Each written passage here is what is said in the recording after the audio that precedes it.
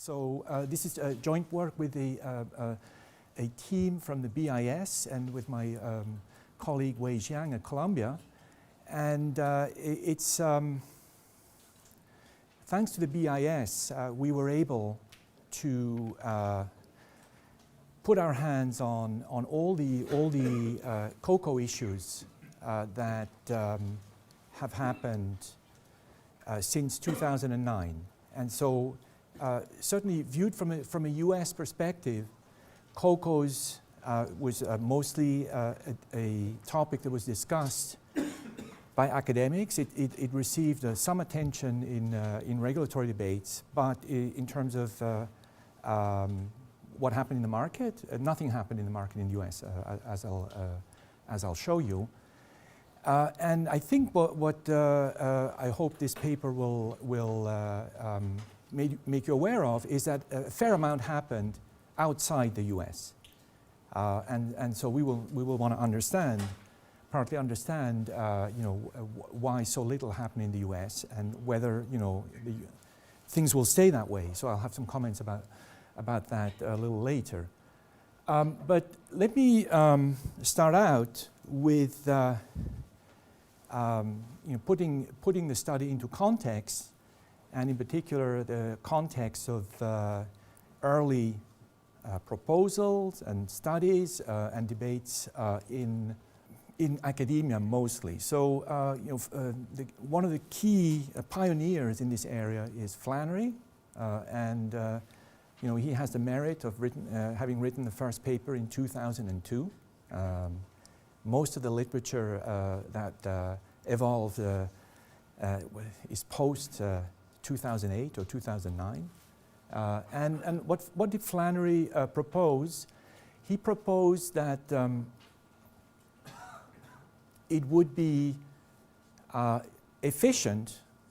cost efficient for banks to rely on a contingent convertible funding or contingent capital funding, and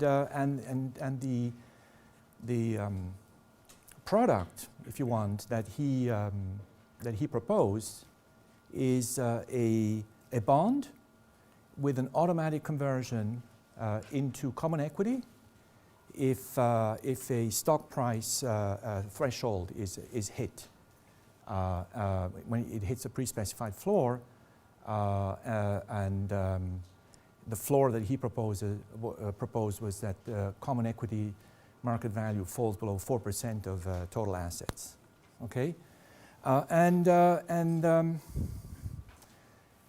so he's the precursor, and a lot of the bigger literature followed after the financial crisis. Another proposal, very different, well, in some ways quite different from Flannery's, is Duffy.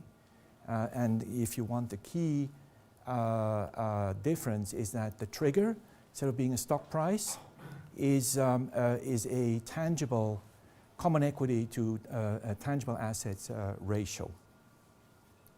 And another version which is worth mentioning, and for each of these proposals, I should mention that there have been multiple authors, and I'm not doing justice to the whole literature here. I just want to illustrate some of the different models. So McDonald proposed two price triggers.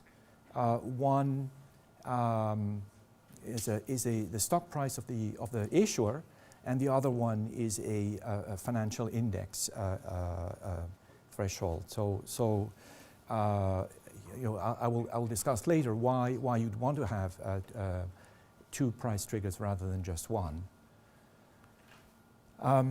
Okay, so that's the early proposals. Some of you are quite familiar with those, so let me not say more about that. Let me say maybe make a couple of observations about the motivation behind those proposals. Okay, so you might say, well, why should we look at contingent convertible instruments in the first place? Why not just rely on what we know, which is debt and equity? And so here are some Here are some basic motivations. And, and these motivations very much remain highly relevant. So first one is that it's a simple substitute for a bank resolution procedure. So having an automatic trigger is great because you don't have to go through a restructuring process to write off debt, for example, or to convert debt into equity. You don't have to go through a resolution process, or you don't have to go to Chapter 11. It's automatic. Second motivation, very much a concern in the aftermath of the crisis, is that it's an ex-ante commitment to private sector involvement. There was all this outcry about bailouts, about bailing out creditors. Some of you here in the audience have written about that, and well, one response could be, well, if we worry about that, let's have banks issue contingent capital instruments. And with that goes a reduced reliance on bailouts, and then third motivation that comes along with that is, of course, it mitigates a moral hazard in lending.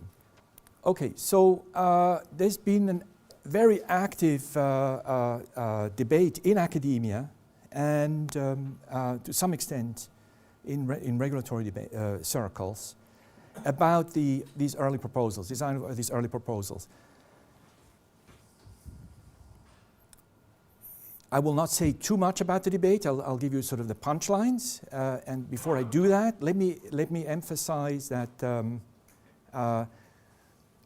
if you want, the big takeaway from this debate is that design matters in one way or another. So it's not a simple matter of just putting in a conversion trigger, and then all instruments with different conversion triggers, the ones I've described on the previous slide, they're all roughly the same. They sort of do the same, right? Design matters. That's what the theory tells you. That's to some extent what the regulators worried about is, do we have the right designs? And our study, if there's one takeaway of the study that we've done, is that the data shows you that design matters. I'll give you a very specific way in what way it matters. But here's some of the debates. So there are people who criticize the capital ratio triggers, if you want, a la Duffy, for example. Accounting manipulation is sometimes mentioned as a concern. I would say a bigger concern is that these ratios are difficult to track continuously, and they move slowly. It's along some of the comments we heard in the earlier presentation, the discussions of the earlier presentations. It's a slow-moving variable. Maybe that's not what you're looking for if you want to introduce some form of resilience into the banking system. So stock price instruments, they don't suffer from that. Stock prices react much more quickly, and so that's maybe a potential advantage of stock price instruments. But they've come under fire from one of my colleagues, Suresh Sundaresan, and his co-author at the New York Fed, and they were working on this paper when the New York Fed, at the time when New York Fed was heavily involved in discussing the pros and cons of CoCos. They have contributed to casting doubt on whether this is a good way forward by pointing out that these price trigger CoCos suffer from a form of instability, which sometimes you can summarize as a death spiral. Basically, if you want, the short intuition is that if you're close to the price trigger and you expect the CoCo to convert, so debt into equity, you expect that conversion to be dilutive of equity, then the simple expectation of conversion will force the price of equity down and will trigger conversion. So that's why you have this instability for price triggers. But I think we've learned since thanks to the work of one of my discussants, not just this paper, that actually it's not as bad as they make it. That this death spiral problem is not as bad as. So it might be worth revisiting whether we should consider price trigger CoCos. And then a third concern, which I'll come back to, is that these CoCo instruments are difficult to price, and they're difficult to price because of the fact that they have this automatic feature, which is difficult to put in they're non-standard relative to other contingent claims that we know how to price. Okay, and let me take the opportunity to flag a proposal, my own proposal, which I wrote around that time, but I think has advantages over what I've discussed so far, and these CoCo designs are much easier to price. Okay, so very quickly, what's the proposal? Again, this is a design question. So proposal is to, instead of having an automatic trigger, that's the key difference. Instead of having an automatic trigger, you give the issuer the option to convert. So it's a reverse convertible bond. And you specify in advance what the terms are, the strike price is. And basically what you do then is you are giving the issuer an American option, and so we know how to price those. And the big advantage of setting it up as a reverse convertible bond is that it's a collateralized reverse convertible bond. That is, the money that goes, if you want, the commitment to buy equity at a certain price can be honored because the money is raised up front. Okay, that we argue in this paper that this design has a lot going for it, and has in many ways is maybe a more resilient, more flexible instrument than the ones I've described. To cut a long story short, neither this design nor the price trigger design has been adopted by anybody. Okay, so it's still very much an academic discussion in this respect. What has been adopted is pretty much across the board CoCos that have a capital ratio trigger, a tier 1 capital ratio trigger. Let me give you some examples of early issues. Lloyds Bank in 2009, okay, they have what they call an enhanced capital note. If the core tier 1 capital ratio of Lloyds falls below 5%, this converts into equity. Okay, these are mandatory. This the term we will use is for these CoCos. These are mandatory conversion CoCos. Here's another example. Rabobank. They also have a tier 1 trigger. But it's a higher one. It's 7%, and this is not a conversion into equity, but a write-down of principal. It's a principal write-down CoCo. That's another design. Here's a third example, Credit Suisse, which is a conversion into equity and has a higher trigger, and has a different maturity. So basically, I'm giving you these examples because you want to keep in mind that now what we're going to focus on when we look at these CoCos in terms of design is what's the maturity, what's the trigger, is it a mandatory conversion, or is it a principal write-down? Those are the main dimensions. Okay, here's the last, more recent example that I want to highlight, and we're quoting from the description of the terms in the issue. So first of all, notice these are large issues, right? This is a 3 billion issue. Here's again the 7% core tier 1 ratio trigger. What I highlighted here, what I want to emphasize is that or on any date that the FSA instructs Barclays to calculate its core tier 1 common equity tier 1 ratio, and the ratio falls below 7%. So what's important to bear in mind here is that there's not only the fact that that there's an automatic conversion given a trigger, but that the regulators are involved in deciding how, or overseeing at the minimum how this ratio is calculated, when it is calculated. And there's an element of regulatory discretion that is embedded in these instruments, because who knows when the FSA will send out such instructions. And this is a principal write-down CoCo, and here you are basically writing down 100% of the principal. Okay, so just to summarize, if you were worrying about design, I've mentioned a lot about the trigger, the loss absorption mechanism, conversion to equity or principal write-down.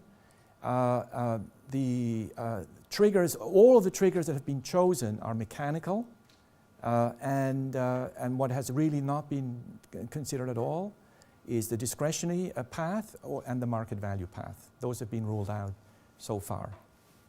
Now, what you decide to issue, what design you choose is driven by, demand and supply considerations, but it's also driven by tax considerations, regulatory considerations, and rating considerations. So one of the reasons why I wanted to mention in passing the design that I've proposed with my co-author, Frederick Samama, is that the design, that particular design, while not in existence as described, has a substitute that is similar, and that substitute has been used quite widely by European banks before the financial crisis, and that comes under the term of hybrid debt. And there's a very interesting study of those issues by Boris Vallée.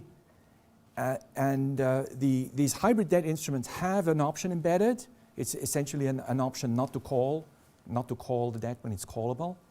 It has a feature like what we've described, and it's been used exactly in the circumstances that you want them to be used.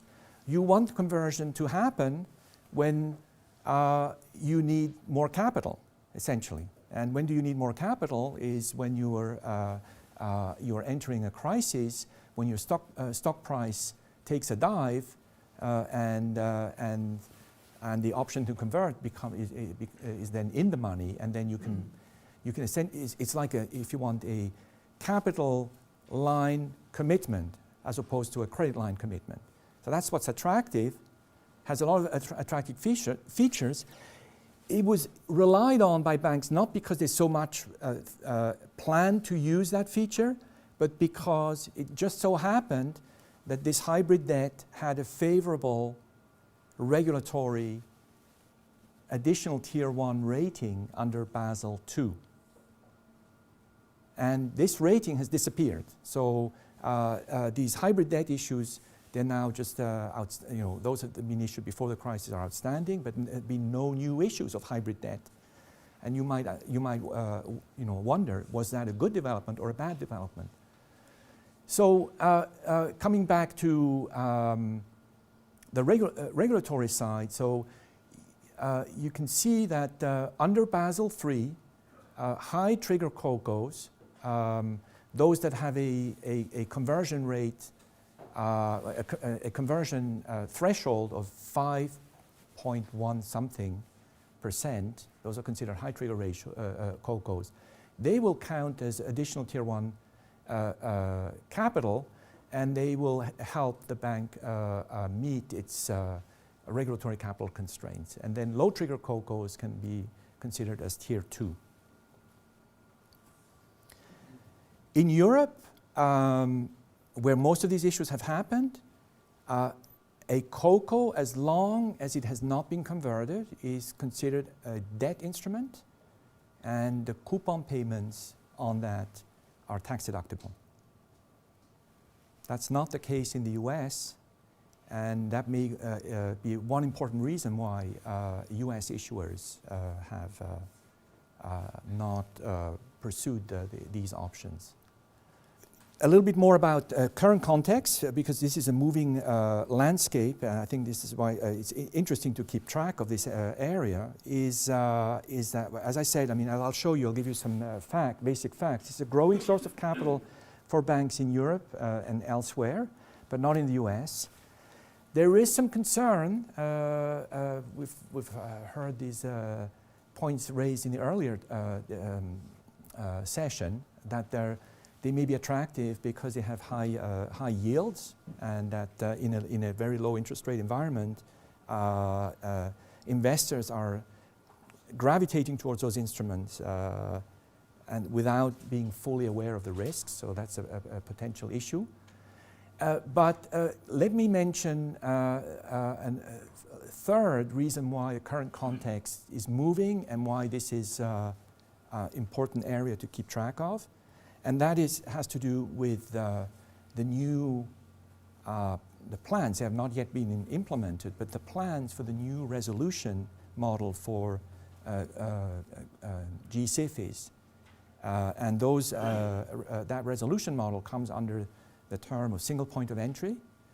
And the idea behind it, the one-line idea behind that resolution is that you only resolve the holding company of a large financial institution. You don't touch any of the affiliates. And resolving the holding company means essentially writing down long-term debt that's on the liability side of the holding company, either writing it down completely or turning it converting it into equity. Okay, and that's what brings in this other acronym TLAC, which is total loss absorbing capital. And the idea is that well, we're going to ask all these large systemically important financial institutions to raise a lot of long-term debt at the holding company level, sufficient so that they can absorb any loss in any of the affiliates. So they'll never go bust. The affiliates will never go bust. And then the numbers that are being mentioned are like 16%, TLAC, 25%. But so just to give you an idea, this is these are large capital requirements. What people discuss is that they talk about is long-term debt that can be written off. Well, another word for that is contingent convertible bond. Now, that's not always the word that's used, but in effect, that's what it will be. And so, so it's important to understand, what these instruments do. Okay, so here's some basic information about how this market has emerged. So this is all in billions of dollars, and you can see that there's been a steady increase in CoCo issuance, and in blue is you have the tier 1 CoCos, and in red you have the tier 2 CoCos. And what's interesting is that tier 1 has grown in importance in recent years. The other breakdown that I'm going to show you, there's a couple of other breakdowns we have in the paper. I don't want to show you all the breakdowns, but here's another very highly relevant breakdown. What you have here in blue is principal write-down CoCos, like the Rabobank one or the Barclays one I've shown you, and the conversion to equity. And what you see is that the blue part is rising. So one of the questions we will ask ourselves in this study is, does it matter whether it's principal write-down versus mandatory conversion into equity? Okay, so just to summarize where we are and how we framed our empirical study, we will consider two roles. Essentially, we're going to frame our discussion, our analysis in terms of two roles for CoCos: loss absorption and risk-taking incentives. We will look at potential benefits of CoCos in terms of a cost-effective solution to boost bank capital, and in line with the second comment, a tool for managing risk-taking incentives. And the potential shortcomings you might worry about are, you might worry about who's holding these instruments, and are the investors in those instruments really cognizant of the risks that they're taking? So that's one thing we want to focus on. And we won't have much to say about the second potential shortcoming, which is that maybe this layer is too thin. So our study, unfortunately, will not have much to say about the second issue. So we're going to ask, for now, I mean, this is a work in progress. Essentially, what we've done in this study, what I will go through is show you some results on what happens at issuance, what happens post-issuance. What we haven't done yet is what happens pre-issuance, and how do you determine who are good candidates for to issue CoCos? So who are, what characteristics, issuer characteristics, should you look for in terms of predicting which issuers will be issuing CoCos? We haven't done that work yet. We're still in the data collection phase for that. But first question, this is really the main question I will be focusing on in my presentation. I think this is where the most interesting results are of our study, is, do CoCos reduce bank insolvency risk? And we're going to look at how the market thinks about that, and the market measure of whether CoCo issues reduce insolvency risk. It will be the credit default swaps of the issuer. What happens to the credit default swap of the issuer around a CoCo issue? And we will be interested, that explains why I went through maybe a little longer than necessary in the introduction, putting the context. We'll be interested in how much does the design of the CoCo matter in terms of reducing insolvency risk, contrasting principal write-down CoCos and mandatory conversion CoCos. That's the first question. And the second question, we will ask, we will have some evidence, it's suggestive, more like suggestive evidence, that investors do anticipate that they might absorb losses if they buy CoCos. So that's the second question we are asking. Okay. Another distinction is we will focus on is whether whether it matters that the CoCo has a low trigger or a high trigger. That's highly relevant for policy discussions, obviously, especially around, as I said, around bank resolution.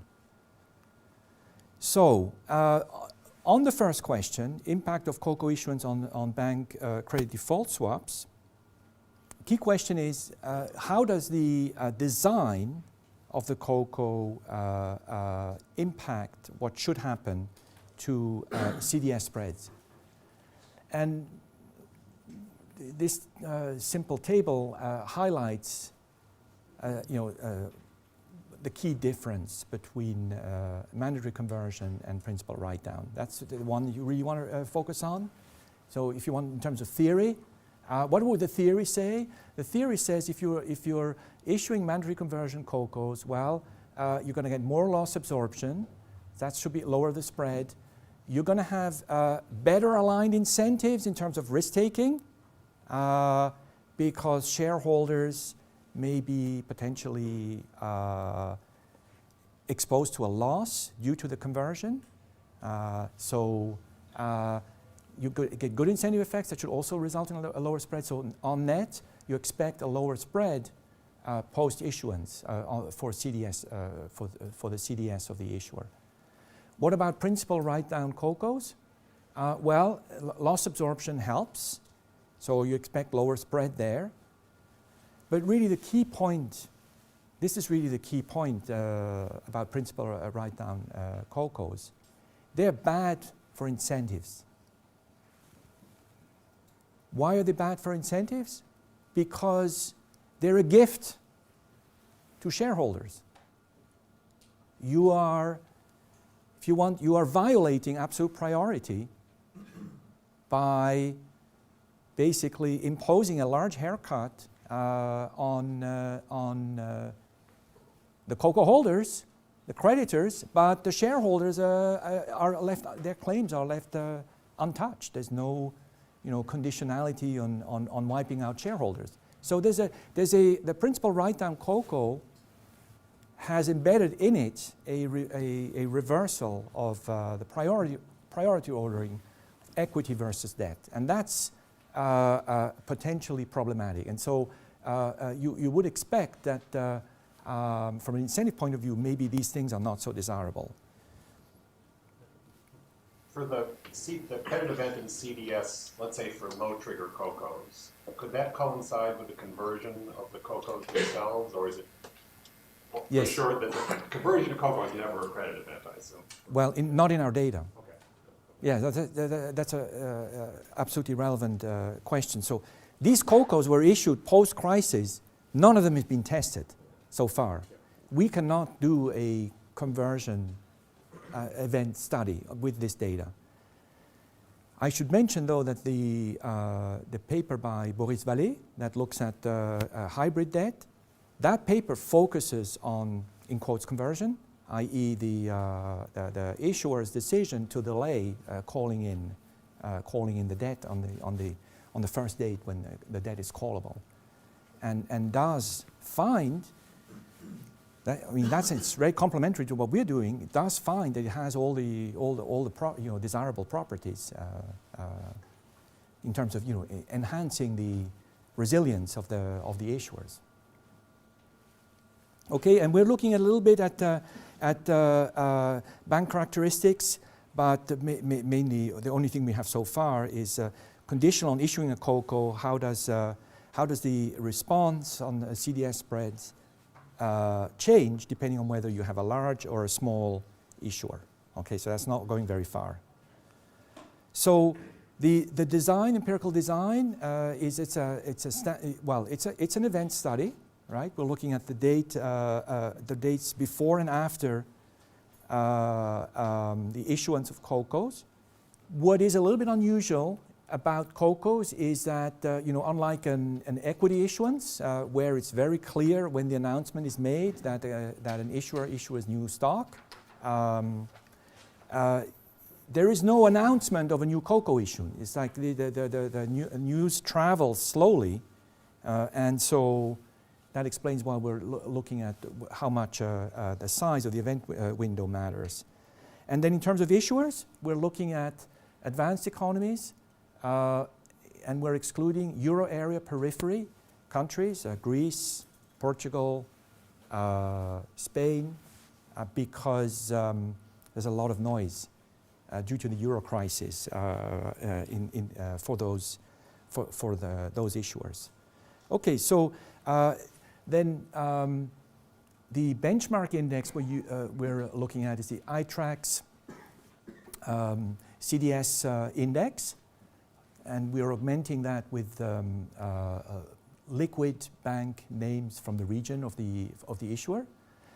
And in terms of what we're computing is we're looking at the prediction error.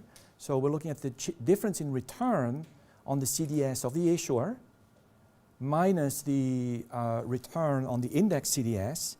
And we are averaging that over the time window, and we're standardizing that. Part of the reason we're doing that is to get more statistical power.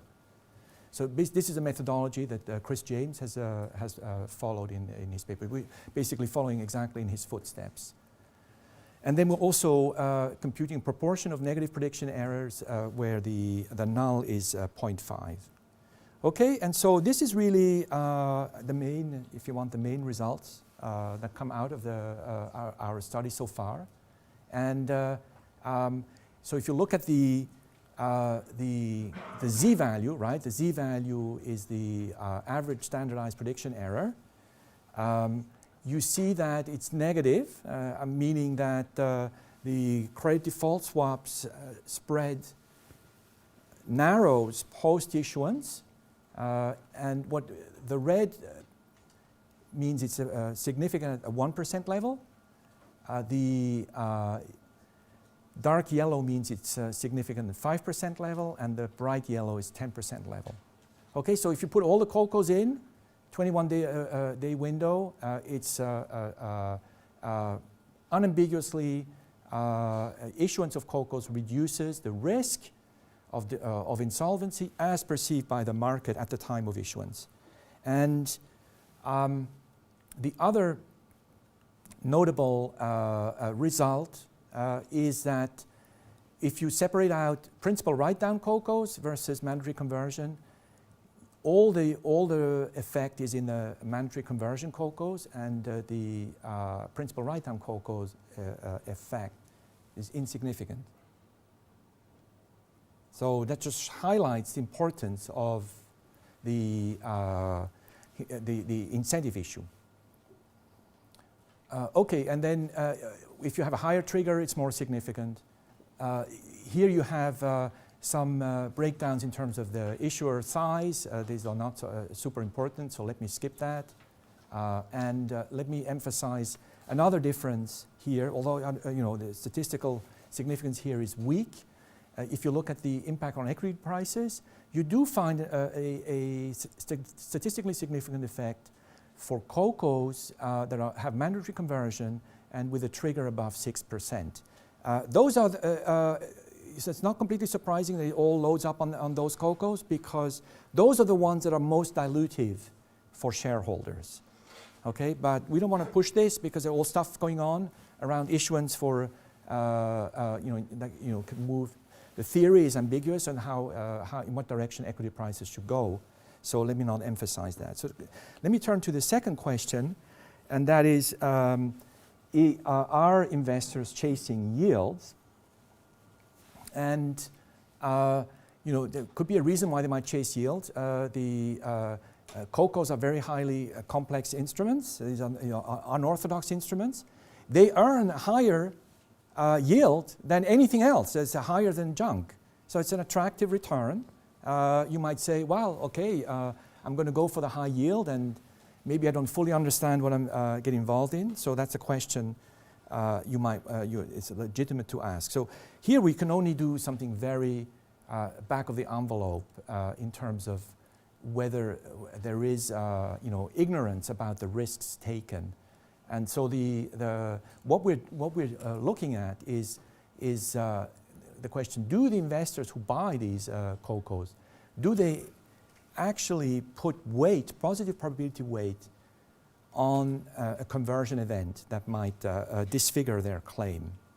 And the short answer is, if you look at the correlations between CoCo spread and equity prices, so what the theory would predict is that the CoCo spread should be negatively correlated with the equity price in scenarios where the CoCo is at risk of being disfigured due to conversion. Because basically, if losses build up, if the market expects there are losses building up by the issuer, that will hurt the equity price. Equity price will go down. but the increased perceived risk on conversion of the CoCo will mean that the spread in the secondary market price, the spread of the CoCo relative to other debt instruments will go up. Okay, so that's really the main correlation we're exploring, and it does.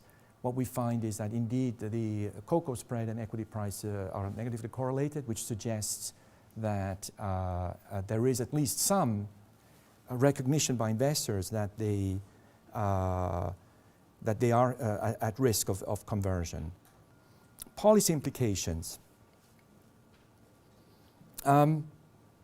So 2 takeaways here really. In the interest of time, let me not say too much. CoCos are a way. CoCo issuance is a way of reducing insolvency risk. That's clear. That's what the market says. They are attractive to issuers. Now, how much more attractive than equity? That's not something we can say. It matters whether it's mandatory conversion or principal write-down, and if anything, the big takeaway of our study is that principal write-down is not a good idea. It's not a good idea. Unfortunately, principal write-down are the ones that are rising in terms of issuance, and I have some hunches about why that's happening. And then maybe just a last point I want to show you, which is also, I think, very important about the investor base. So I focused on the question, are investors aware of the risks they're taking? Another question is, who should be holding those instruments? Now, certainly you don't want those instruments to be held in the banking sector. You don't want those instruments to be held maybe by insurers. Now, there are some restrictions that insurers impose on investments in CoCos. Now, what's interesting is we try to get information on who the issuers are. It's very difficult to get. That the regulators are saying we're not keeping track of that. We've only got one. I cannot disclose who gave us this data, but we've got only one set of breakdowns, which just as I think is particularly interesting. So it will be my last minute on this. So this is distribution of primary market CoCo bond investors, as I said, for selected AT1 instruments. And what's interesting is you see that asset managers, that's the yellow part, are primarily holding them. Hedge funds are holding them. Private banking, that may be slightly more problematic. Insurance companies, not much. And then other banks, they are really just acting, to the extent that they're holding them, it's just as a market makers in anticipation of offloading those CoCo instruments. So in a way, this is reassuring. This is very reassuring. That is, the risk gets allocated in the right place. But we don't know whether this is representative. So, okay. I see 0 there. So.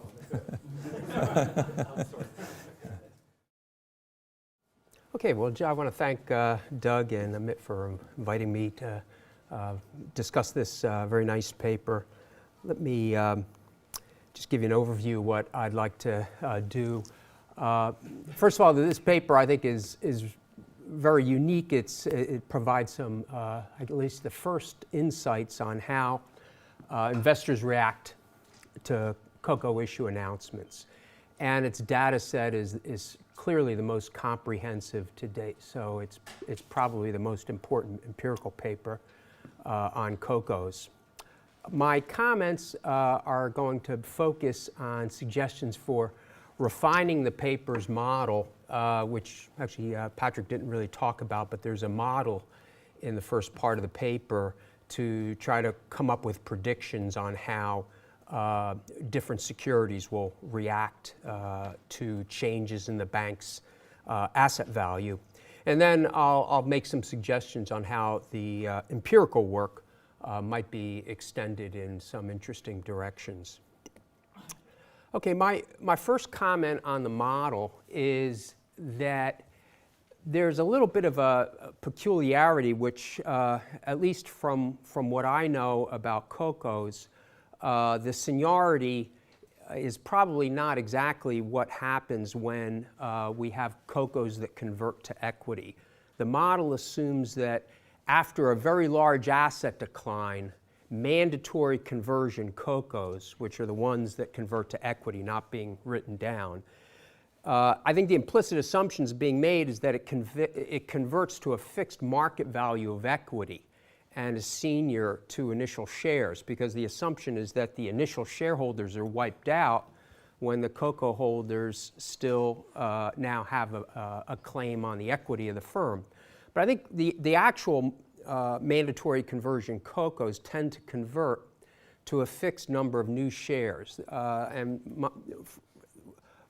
I'm making this comment from a paper by Tobias Berg and Christoph Kasser that recently was published in the Journal of Financial Intermediation. They have a much smaller sample of CoCos. I think it's maybe only 22 CoCo issues. But in the case when they convert to equity, it seems as though there's a fixed conversion ratio so that the CoCos can effectively convert to a fixed number of shares, so that unless all equity is wiped out, the initial shareholders aren't going to be wiped out. In other words, there should be equal seniority in some sense. The model is also used to predict what would be the correlations between different bank securities, which is then used in the last part of the paper. And the way that the model makes these predictions is to think about what happens when the bank's asset value declines. How is it going to affect the value of CoCos? How is it going to affect the value of equity, senior debt, and subordinated debt? I think more emphasis could be made on the conversion terms, because the conversion terms will affect these correlations. Now what do I mean by conversion terms? If when a CoCo converts to equity, the CoCo investors are likely to get more equity value than the principal value of their CoCos, then that would be the case where conversion terms favor the CoCo investors. They actually do well by converting. They get more equity value, and the initial shareholders are heavily diluted. Now, it turns out that in almost all cases where in practice CoCos have been issued, it's just the opposite. But a lot of theoretical, or at least proposals, one by Charlie Calamaris and Dick Herring, would in fact recommend that conversion terms should favor the CoCo investors. That would lead to a reduction in risk-shifting incentives and actually get around the debt overhang problem. Because at conversion, the initial shareholders are heavily diluted. They would want to avoid the triggering of conversion by actually issuing more shares, more equity shares, prior to the trigger being met. Okay? So I think the paper is making the implicit assumption that conversion terms favor the shareholders rather than the CoCo investors. But that could well affect the correlations, because if conversion terms favor the CoCo investors, as the bank's assets decline, the value of CoCos will actually go up. And maybe that's not relevant in current practice, but at least it could be relevant in the future. Okay. Now, what about how do the conversion terms affect the initial shareholders? Well, if conversion terms do in fact favor initial shareholders, which is clearly the case for principal write-downs, because in a principal write-down, the CoCo investors always take a loss relative to their initial principal value. And it turns out that in most mandatory conversion into equity CoCos, the paper I mentioned earlier by Berg and Kasser seems to find that indeed those cases seem to also be in favor of the shareholders and at the expense of the CoCo investors. If that is indeed the case, then correlations may in fact change, because if we're far away from the trigger, if the bank has a lot of asset value and capital, then the value of equity shares will go up in proportion to the assets. But if we get close to the trigger, we can actually have the case where a decline in the bank's asset value or capital could lead to an increase in the value of equity. And that would flip the correlation between equity and CoCos. Now, maybe granted we haven't come across those scenarios yet, but that is in fact a possibility that might be pointed out. And the intuition is that as you get close to the trigger, the shareholders could actually gain by the conversion. And so the equity value will be non-monotonic in the asset value.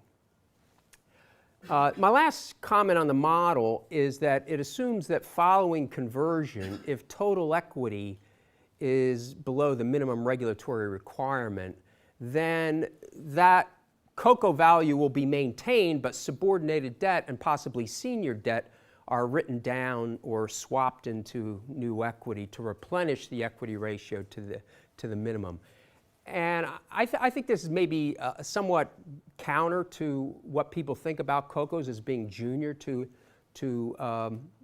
subordinated and senior debt, at least if they're additional tier 1, rated as additional tier 1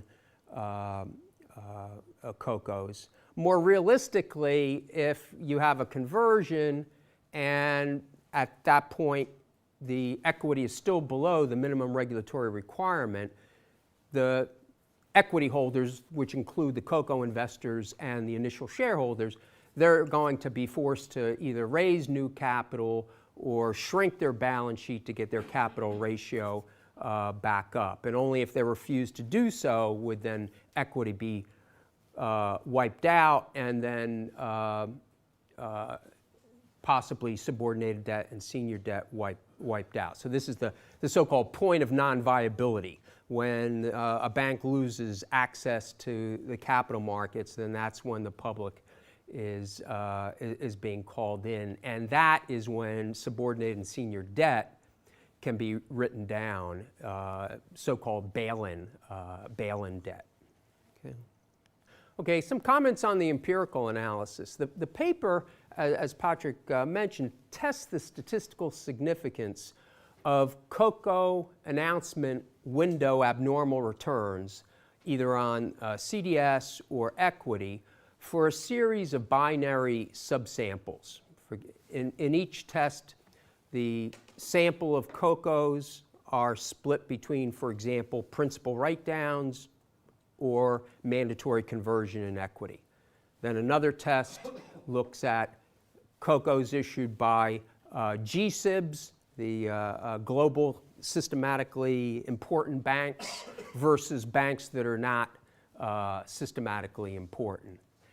Now, that's useful. I think it provides some interesting insights, but I was wondering, reading through the paper, that these separate binary comparisons could suffer from omitted variable bias, particularly since there's a lot of differences in these binary tests that the paper uncovers. So I'd also like to see the paper do a multivariate announcement where you could regress each announcement's cumulative abnormal return on a whole vector of CoCo terms and bank characteristics, and perhaps also time year dummies. So that would be something akin to a regression like this, which I think is fairly standard in event studies.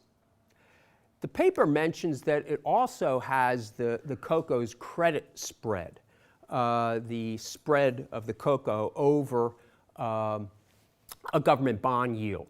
And I think it'd be very valuable to understand how investors price CoCos as a function of the CoCo terms and bank characteristics, including perhaps the bank's long-term credit rating. So, if we want to think about how do investors who are actually purchasing these CoCos evaluate the risk? Do they, in fact, do so? I think a regression like this of credit spreads on CoCo and bank characteristics would be very, very interesting to do. Now, I want to just point to one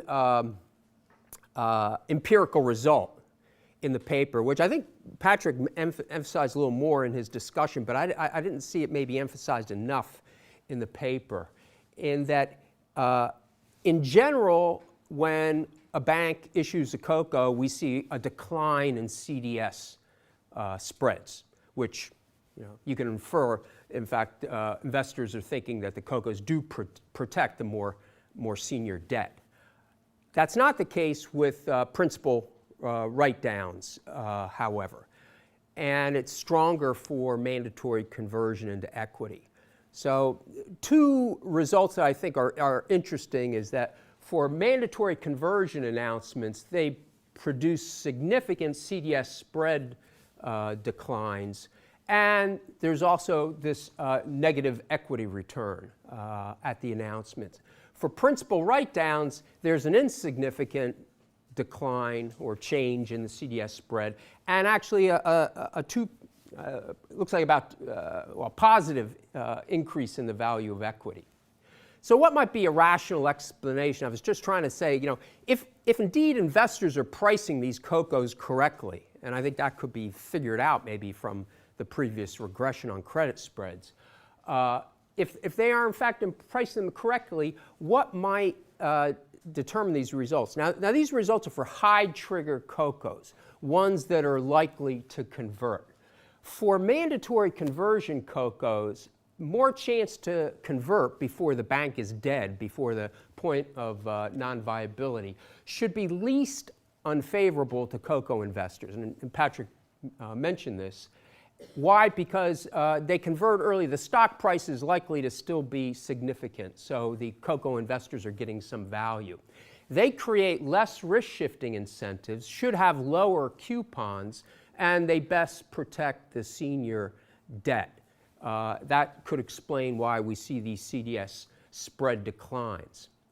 Debt overhang implies that any improvement in the value of senior debt, if the CoCos are fairly priced, must come at the expense of a decline in the initial shareholders' equity, and that could explain the negative cumulative abnormal returns on equity. And there's a model by Abdul Jaffe and Chitchi that, in fact, show that is the case in a model with taxes and bankruptcy costs.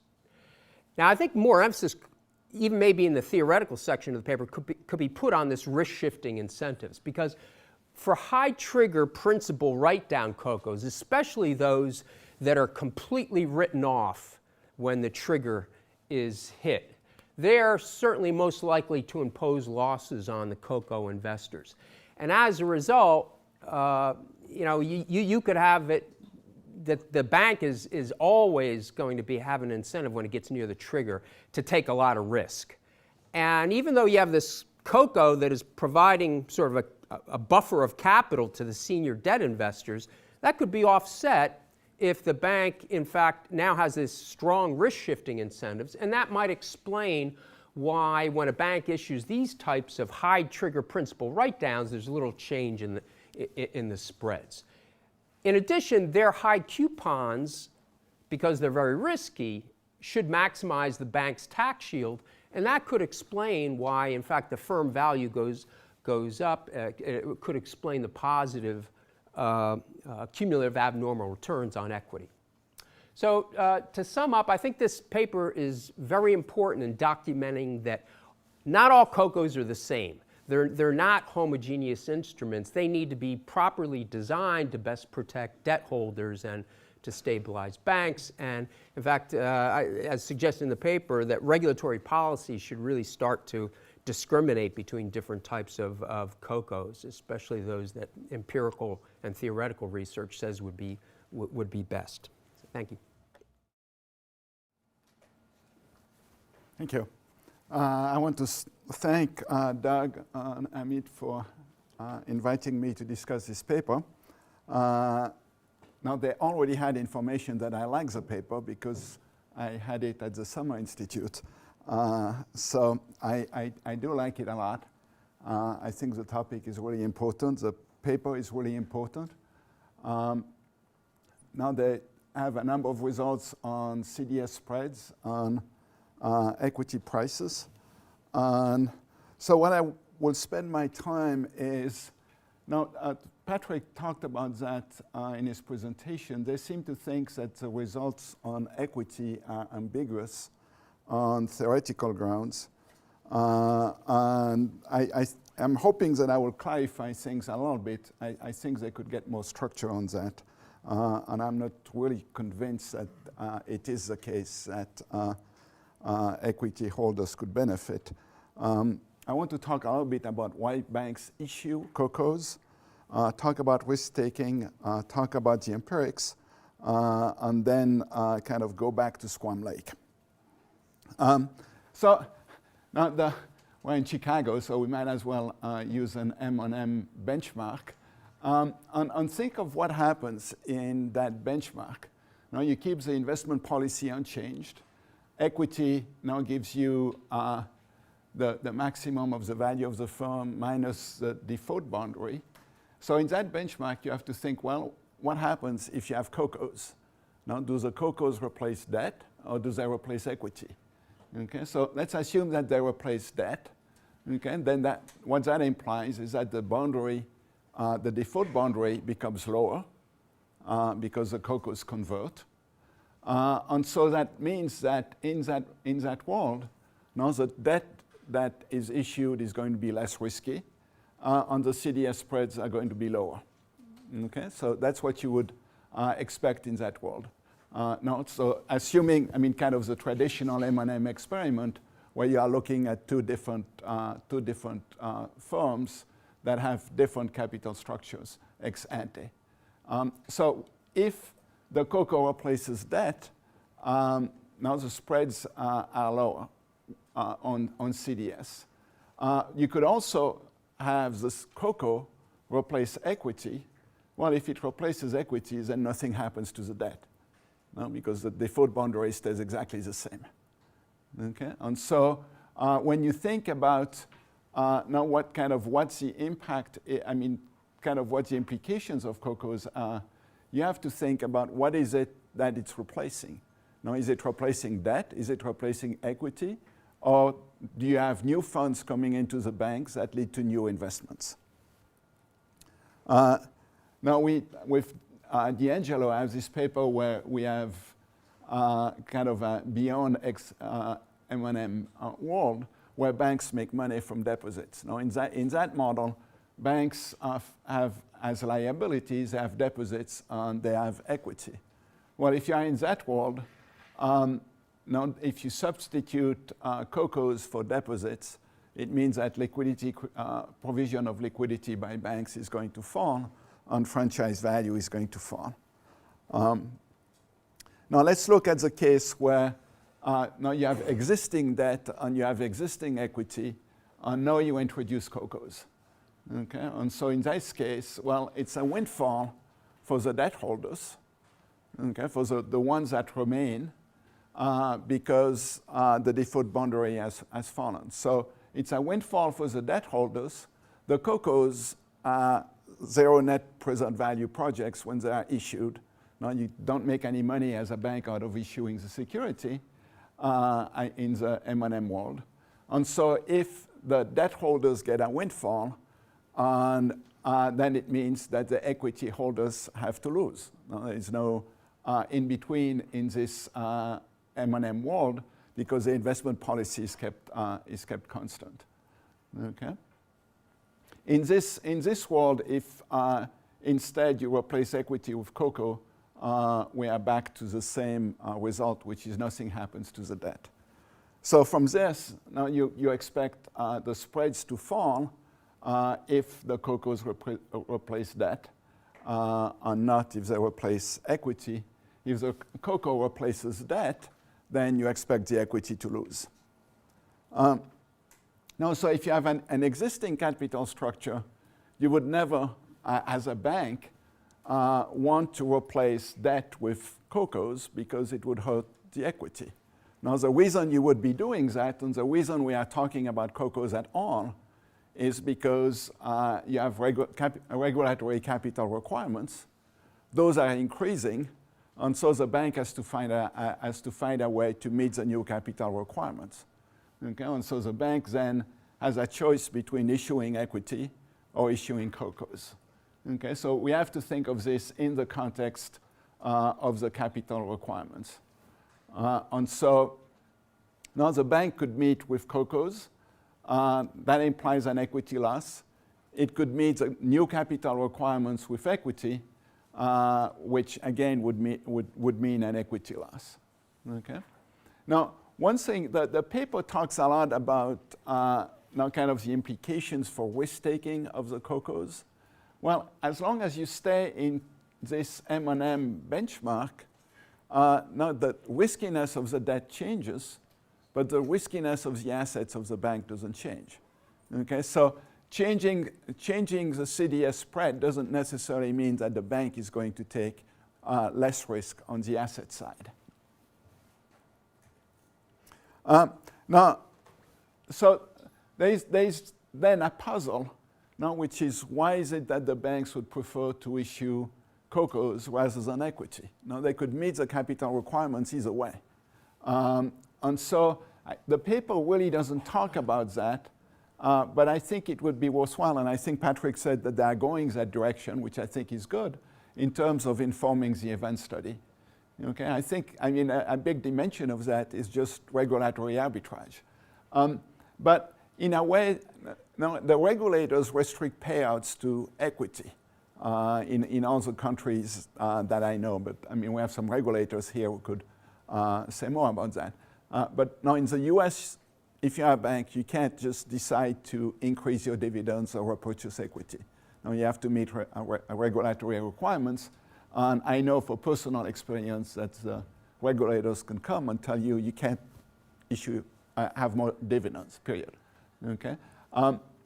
So the regulators can prevent you from paying dividend or purchasing equity. But if you have a CoCo with a high coupon yield, well, it means that you have payouts, but it's payouts that the regulators can't do anything about. No? I mean, it's contractual payouts. So I think now if you have CoCos, then effectively the bank is going to hit the default boundary faster than if it had equity because of the difference in the payout rate. Okay? And so I could see that as now at least one reason why they would prefer CoCos, on one that now kind of the models we talk about really don't seem to focus on, which may mean that it's not that it's worth thinking about. Now, another reason that might be in play that I think Patrick's paper talks about is if you issue equities, there is a drop in the value of equity now due to signaling effects. I'm not sure how important this is in the context of a situation where you have increased capital requirements. So everybody knows that you are going to do something. Okay? So everybody knows that you are either going to issue CoCos or equity. And so in the literature, there's actually a paper now which shows that if you issue equity in response to capital requirements, so people know that you are going to be short, there is really not a significant effect to equity issuance. Okay? But so what the literature, at least this literature tells us, is that it matters a great deal what people expect you to do, what the anticipation is. Okay? And that's an issue that Patrick's paper doesn't really address. But you could see CoCos having a big effect, but it's all in the price way before the issuance, because people know that that's how you are going to respond to the increase in capital requirement, and they know that you are short of capital with the new standards. Now, if you think of, he mentioned, it's always nice to have a presenter say Credit Suisse instead of what we usually hear. But now, everybody knew that Credit Suisse was going to do that quite a ways in advance. So by the time of the issues, there's really no information. Now there was a discussion if taxes, in some countries, CoCos are tax deductible, in other it's not. Now Patrick mentions the hybrid bonds in Europe, the US and trust preferred, which were very similar. We have a paper on that. Now, we don't find that differential taxes within the US explain much about trust preferred issuance. The last issue is, now if you're a banker, you think in terms of ROE. Okay? So CoCos have a different impact on ROEs on issuing equity. Now, effectively, it has less of an adverse effect than equity. Ignoring whether ROE is the right thing to look at or not, to the extent that they do, that's going to matter. The paper has much discussion about risk-taking. I think George talked about the issue of the conversion. What do you convert in? On that, there is a debate in the literature. I don't think I am going to skip, given that I'm running out of time, and George did a better job than I could. So let's talk about the empirics a little bit. Now they find no effect on equity. The effect on CDS is 8 basis points. Okay. Now, does that mean that we are sure that there is an effect? I'm a little bit skeptical, and I'm hoping that the authors can kind of eliminate my skepticism. Now, I think there's a problem of anticipation. There's a problem of, what is really the news to the investors when they issue them? But the last problem is 8 basis points is essentially within the bid-ask spread of CDS. Okay, and so that kind of makes you worry about the nature of the effect. The plot also makes me nervous for somebody who has written probably more event studies than he should have. Now, which is, in an event study, you expect the action to be here, t minus 1 and t. Well, that's not where it is. No? And so that's then you start asking questions. Now, suppose that the dealers buy protection to hedge themselves at the time of the issuance, and then they change their positions. Well, you could then expect something to happen at t plus 2 to t plus 10, but it might really not be a permanent effect on the CDS. No, it might be a transitory effect having to do with flows coming from dealers. There could be other things going on. But I think when you have a plot like this, you kind of owe it to the reader to say, well, here is now why we think that this is still consistent with the hypothesis. Patrick didn't mention Squam Lake. We have a chapter in the book on hybrid, so I thought I would come back to this. Now we call them regulatory hybrid securities. The CoCos don't look like that. Now,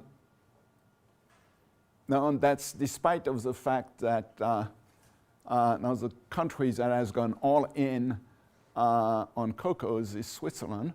But now the Squam Lake version had kind of conversion based on bank characteristics, but also based on kind of the existence of a systemic crisis. Now we required both, and we haven't seen that at all. Okay. Now the other thing, in terms of how we talked about things, both in Patrick's and in my discussion, now in Squam Lake, CoCos were part of a section on resolution. They weren't not on capital requirements. So conclusion in 9 seconds.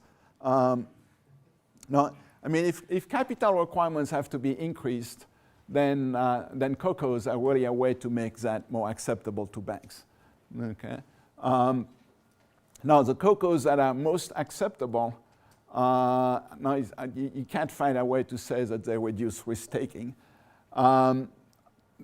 Now, so, I mean, it would be nice for them to work harder on the reduction in CDS spread, but a reduction in CDS spread doesn't tell you much about what happens on the asset side.